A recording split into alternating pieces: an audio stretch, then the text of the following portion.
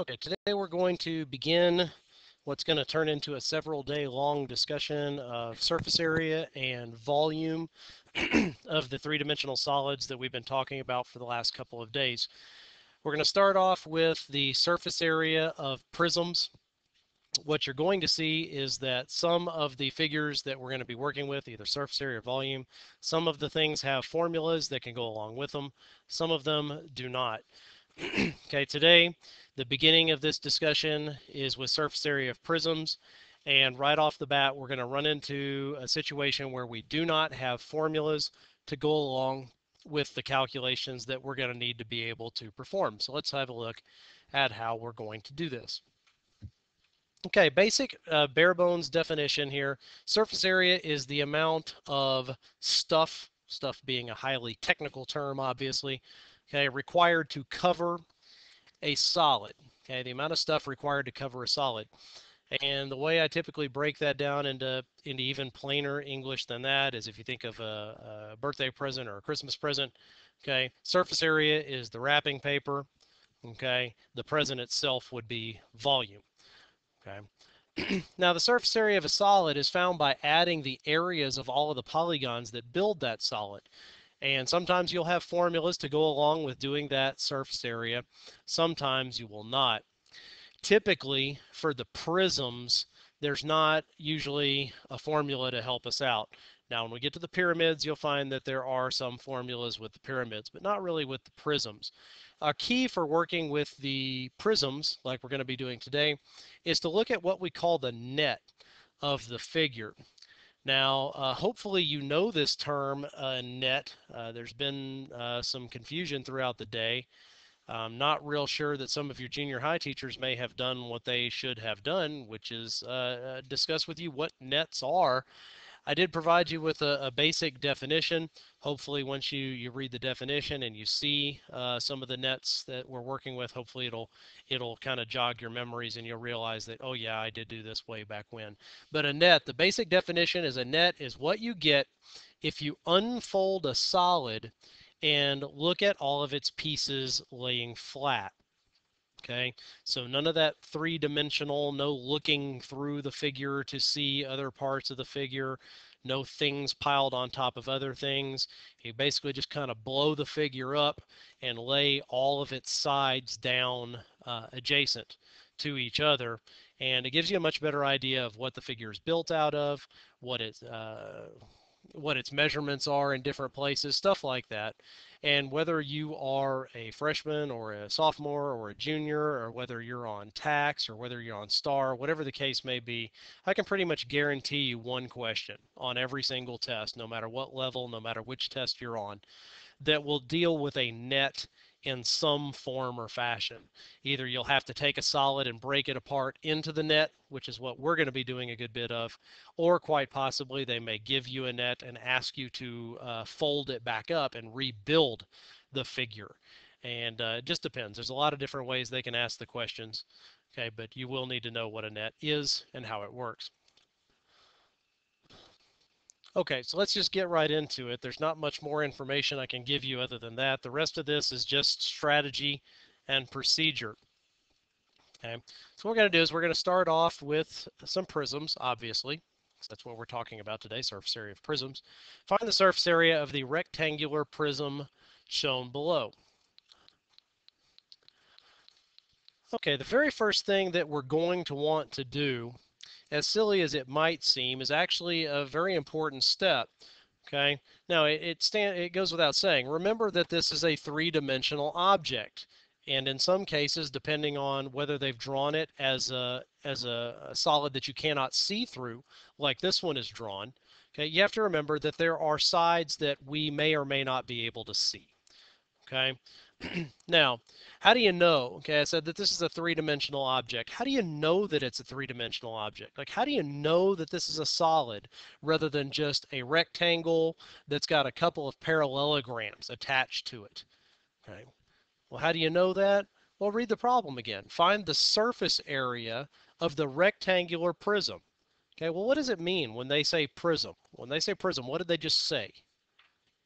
Okay, three-dimensional figure, and more importantly, It is solid. Okay. Prism. What specifically does the word prism bring to the table? Okay. I'll give you more of a hint. It has to do with the bases. Two, yeah, there you go. Two bases. Okay, that's going to be important because sometimes the way the figures are drawn, it's difficult to tell what they're trying to show you. So if you know that when they pull the word prism out, okay, that means that we're going to have two parallel congruent sides that we can call bases. And by our naming system, a lot of times the shape of those bases is identified for us, in this case rectangular. Okay, so we're going to have two places that are going to be parallel, congruent, okay, because of the word prism. They're going to be rectangles. Okay, so what I want you to do is consider what type of a shape it is, plus what you know, and your first strategy is going to be that if they did not draw the figure so that it's transparent, if you can't see through to see those edges on the other side of it that are blocked from our view by the figure itself, then I want you to draw those in. That's your first strategy. Okay, so that's actually a pretty important step. It does help us to understand what it is that may be hiding behind the figure. Because here in a moment, we're going to blow this prism up. Okay, we're going to find the net.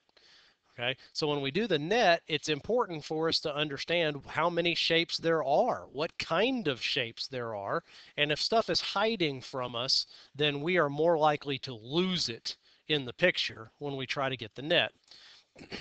Okay, now in order to get a net, for those of you that may be unfamiliar, a net is basically, okay, as we said, what you get if you kind of allow the figure to fall apart or if you blow it away from the center of itself. Okay, so allow the figure to fall apart so that all of the sides lay down flat. Okay, now think about the room. We are inside of a rectangular prism right now.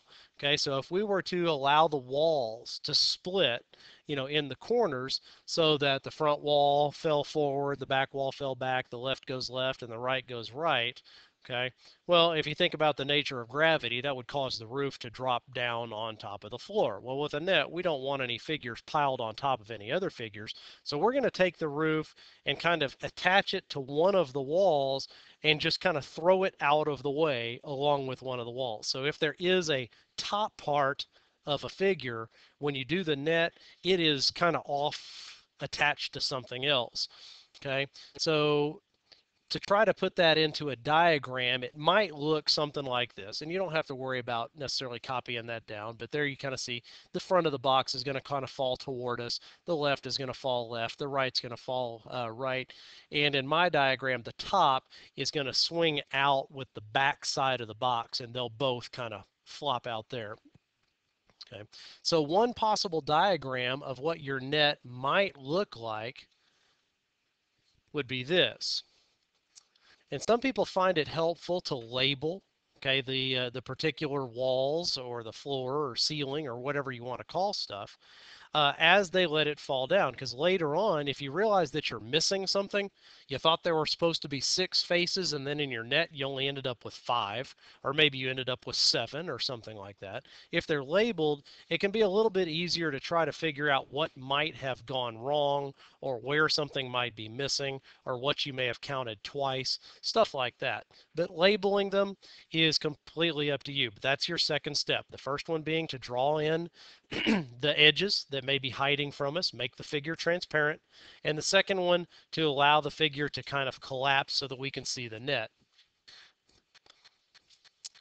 Okay, now the third step is to transfer measurements from the solid figure that you started off with to the net that you now have.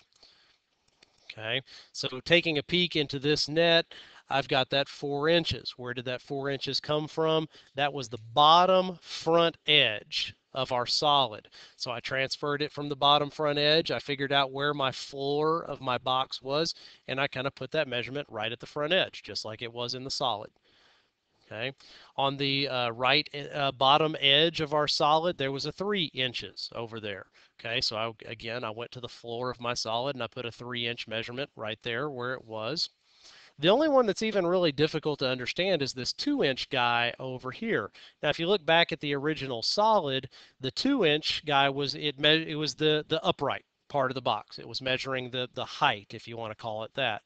Okay, but you have to realize that the net is the result of the figure falling apart. Okay, well, if you were to take this little left flap that's out here on the side and this bottom flap, and if you were to bend them back up and try to put the solid together, those two edges would rejoin together, and that measurement right there in that corner, well, that was the height of the box, and it was marked as 2 inches. Okay, so be very careful when you're transferring the measurements from the solid to the net. It's very easy to make a silly mistake, very easy to put things in the wrong place. And depending on what kind of formulas you're going to end up with, that's going to lead you to plugging in numbers into formulas where they didn't belong. That's going to get us some bad answers. Okay, so that's kind of the end of the strategy. From here on out, it's just calculating basic areas. What you're going to find on most of the surface area questions is most of the information is usually waiting for you, especially on prisms. Okay, the challenge of the prisms is getting from the solid to the net and then actually just doing the simple calculations. Well, if you look at this figure, if all we're doing is calculating areas, well, we have 6 rectangles, and rectangles are easy to find the area of, just base times height, especially if we have all the measurements that are provided already for us. Okay, now 6 different areas, that's 6 different calculations. Or is it 6 different calculations? Are any of these area calculations going to be the same? Yeah, I mean, if you think about, okay, come back to the room, okay, think about the rectangular prism that we're in, which walls and all that kind of stuff are going to be the same? Yeah, how about the front and the back? Obviously, should be the same measurement, same dimensions.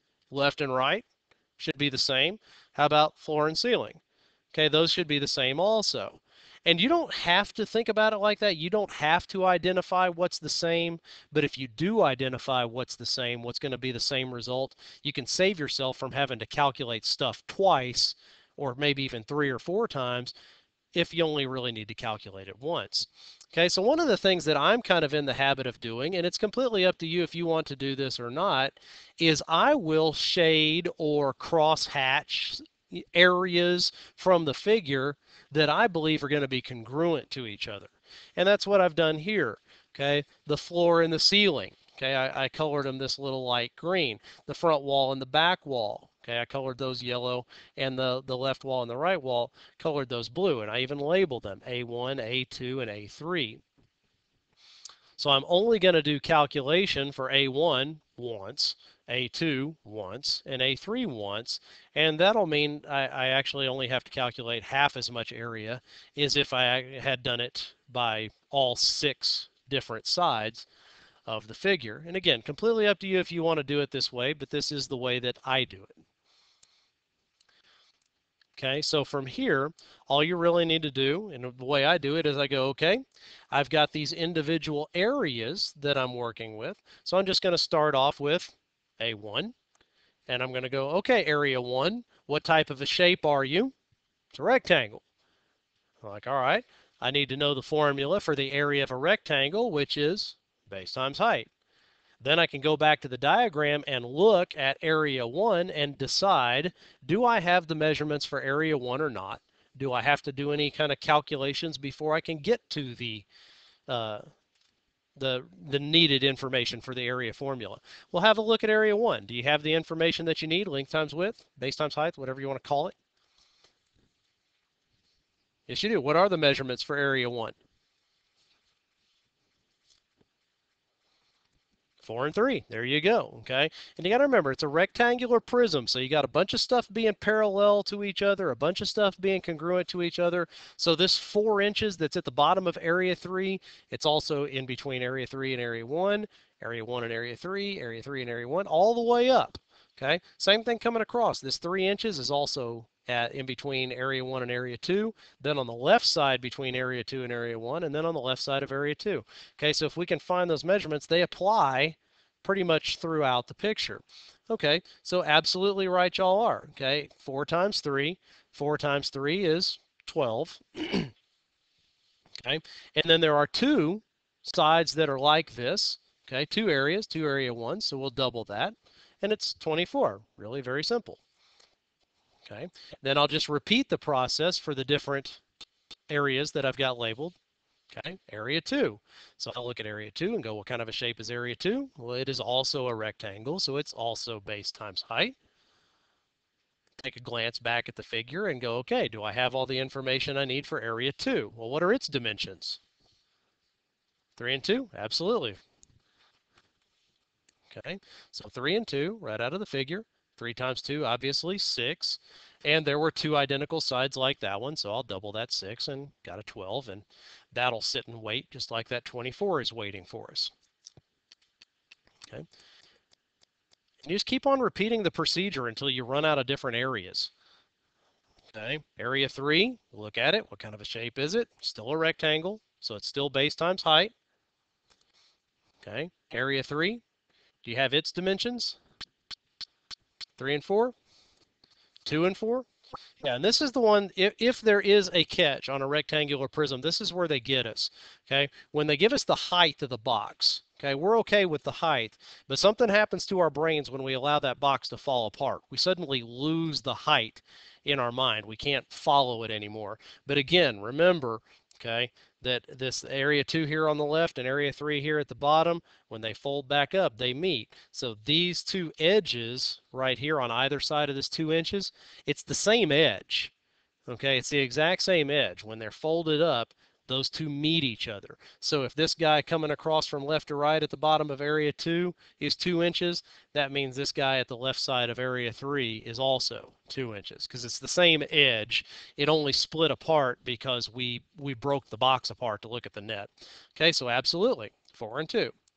Okay, so plugging that in, 2 times 4, very obviously 8. There are two sides that are like this, so we'll take that 8 and double it, and we'll get 16. Now, absolutely a very good strategy to use on finding surface area is once you think you found all the areas, add them up. Let's make sure that we actually did find as many sides as there are in the figure. Well, how many faces were there in the figure? There are 6. Okay, 6 faces in the figure. Okay, well, let's take a look. We've got 2 faces right there, 2 more right there, okay, and 2 more down there. So we do have 6 areas, 6 faces. Okay, the only thing left to do is the simple addition, collecting all of this area that we just figured out. Okay, so we got the 24, we got the 12, we got the 16. How much is this? 24 and 16 is 40, and another 12 on top of that would be 52. Okay, surface area is obviously an area calculation. Area is second dimensional, so you'll end up with inches squared, square inches.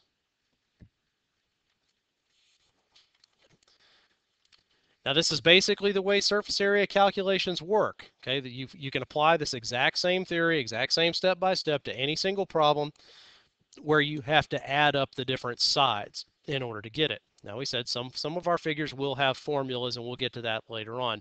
So the only thing that can happen to you worse than this is the shape is going to change. Okay, so that's what we're going to do. We're going to spend a little bit of time looking at a couple of extra shapes, okay, and see that it works the same as this. Okay, so let's take a look at a different type of a shape. Find the surface area of the triangular prism shown below. Now this is absolutely where our first strategy comes into play, because a lot of people, when they look at this triangular prism, as the problem calls it, a lot of people do not see a triangular prism. A lot of people cannot see a three-dimensional figure out of what is shown right here. Okay, a lot of people look at it and they see a right triangle that is adjacent to a rectangle or a parallelogram of some kind. It just looks like two-dimensional shapes, like a composite shape, just sitting here on a piece of paper.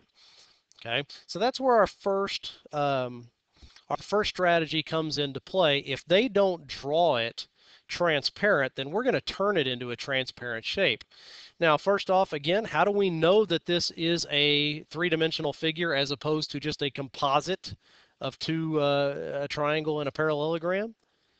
They called it a prism. Okay, a prism is a solid. Okay, now the solid or the prism has how many bases? Two of them. Okay, now how do we know what kind of shape the bases are? Well, what did they call it? Triangular prism. Okay, we can see one of the triangles, so we can see one of the bases. Now, how do we know that the triangle is a base? Well, because that's the way they named it. What that means is somewhere in this figure is another triangle that we cannot see.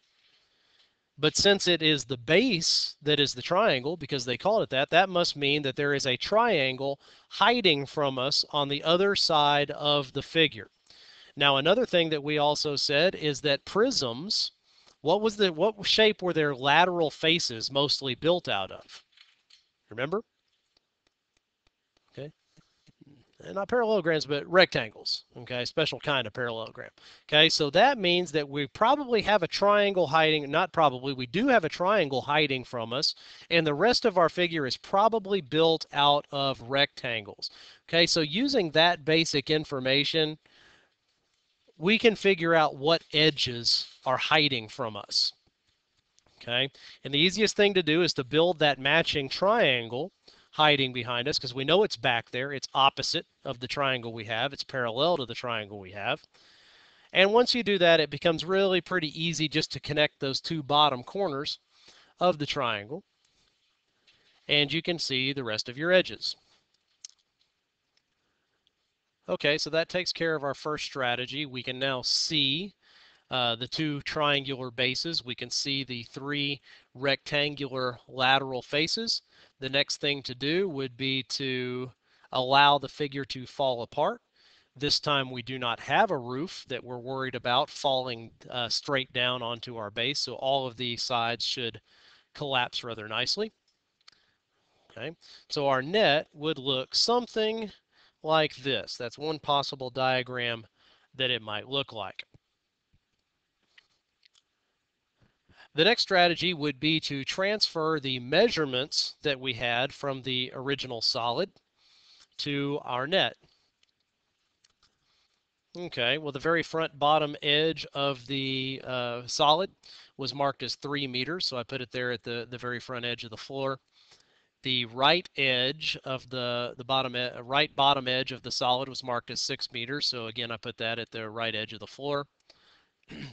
Okay, the 4 meters here at the lower left, that was the height of the solid, but as we broke it apart and allowed it to fall down, then that 4 meters is marked, here, but it could also be put there because that is those two sides would two edges would join together if we were to fold the solid back up. And the same situation on the 5 meters, that was kind of the hypotenuse side, could have been marked either place because it is the same edge both places. Okay, so from here what we need to do is we need to figure out what different areas we have that might be congruent to each other, save ourselves the trouble of calculating some of those areas twice. Well, pretty clear, it's a prism, so the two triangular bases are going to be congruent, so we don't need to calculate that more than once. The question is on these three rectangular lateral faces. Well, taking a quick glance at the measurements that are in the figure, it looks pretty clear that these measurements are all different from each other. So we have three different rectangles in our area calculations.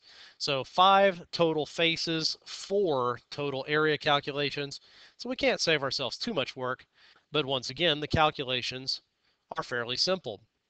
Okay, so let's take a look at area 1. Area 1 is a rectangle, and that's found by base times height. Okay, so what are the measurements or the dimensions of area 1? Okay, well, it's a rectangle, and it has dimensions of 6 and 4. Okay, so plug in those those measurements. 6 times 4 is 24. There's only one area like area 1, so we won't multiply that by anything. Have a look at area 2. Also a rectangle, so also base times height. Looking at the measurements of area 2, we've got a 3 and we've got a 6. So 3 times 6. 3 times 6 is 18, and once again, there's only one area like area 2, so we won't multiply that times anything. Let's have a look at area 3. Also another rectangle, its measurements, very easy to see, 5 and 6. Okay, so plugging those in, 5 times 6 is 30. And again, there's only one area like that. On to area 4. Oh, obviously area 4 is a triangle this time, so we'll make sure that we use the correct formula for a triangle. This one will be 1/2 times base times height. Well, let's see, do we have the information that we need for the base and the height of those triangles? We sure do. The 3 and the 4, those are perpendicular to each other, so the 3 and the 4 are our base and height, so we plug that in. 3 times 4 is 12, half of that is 6, and there are 2 congruent bases, so we'll take that 6 and we'll double it, and that will give us 12. Again, not a bad idea to see if we have figured or caught all of the different sides. There were 5 faces. We've got one of them in area 1, another one in area 2, a third one in area 3, and then 2 of them in area 4. That's 5. So all we have to do is combine the different areas that we found. You've got a 30, 8 and 12 is another 30. That's 60. And if you add 24 on top of that 60, then you end up with 84. And the measurement was meters, so we're looking at square meters. Now there's one more shape that I really want to expose you to, and that is the surface area of a cylinder. I'd say probably 60 to 70% of the time when we see volume or surface area questions, the tendency is for the shapes that are involved to be something to do with circular bases. Okay, so very concerned about circular bases here. That would be the cylinder.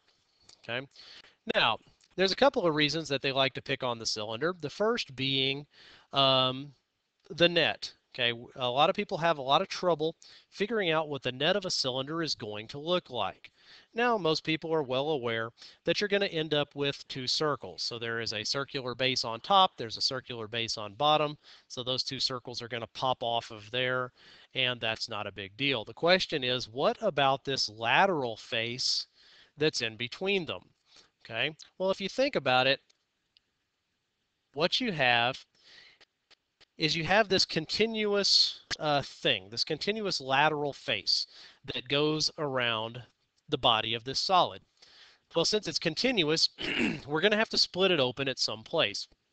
Okay, so if we were to cut this thing along the dotted line and kind of peel it off of there, unfold it, what you would end up with is you would end up with a rectangle.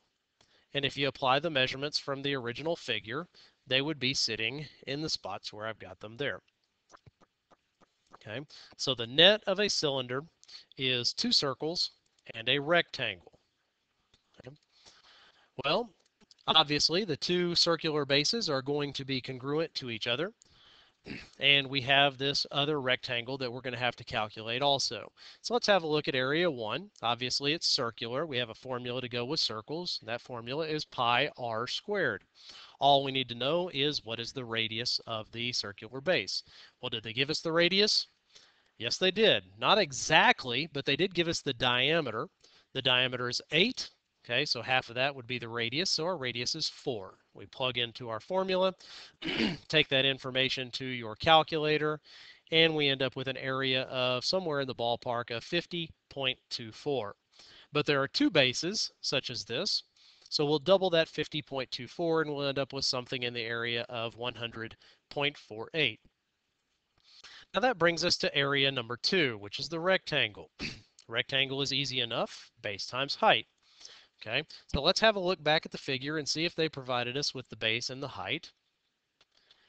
And we can pretty quickly see that no, they did not. They gave us one of the measurements, okay, the distance between the bases, they gave us that, but they did not give us this longer of the 2 measurements.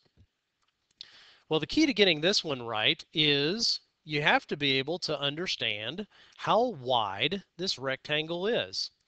Okay, well, can you put it into plain English?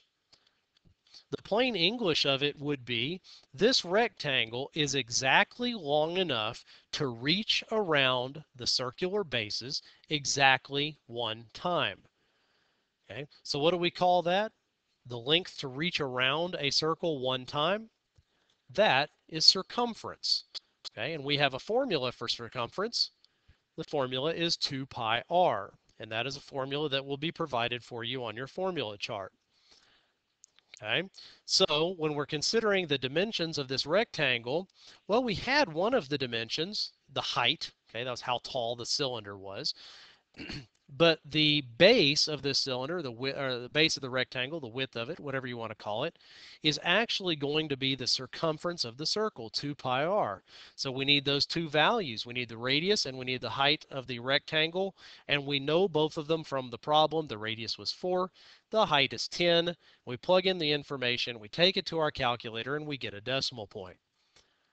As always, not a bad idea to check and see if we've gotten all of the sides. There are 3 faces to a cylinder. We have 2 of them here on the circular bases, and we have 1 of them for the rectangle. That's our 3 faces. All we have to do is add them up. 100.48, 251.2. That adds together to be 351.68, and the measurement was feet, so we're talking square feet. Now, in all likelihood, these will be the type of questions that will be approximately equal to questions, or the wording of the question will be which of the following answers is closest to the surface area, stuff like that. And the reason for that is because some people will use the pi button on the calculator, and that'll get them all of the decimal points. And some people will round it off to 3.14, in which case we'll have some answers that are slightly off from each other. Okay, so in all reality, the answer on the on tax or on star would probably be 351.6 or maybe 351.7, something like that. And they might even attempt to round it up to a whole number, so it might be 352. It just depends on the question. But anyway, that is all that this is. Okay, breaking the figure down into the net, looking at the individual polygons, calculating their areas independently, and then adding them up. So there's a worksheet that goes with this, so please have a look at that.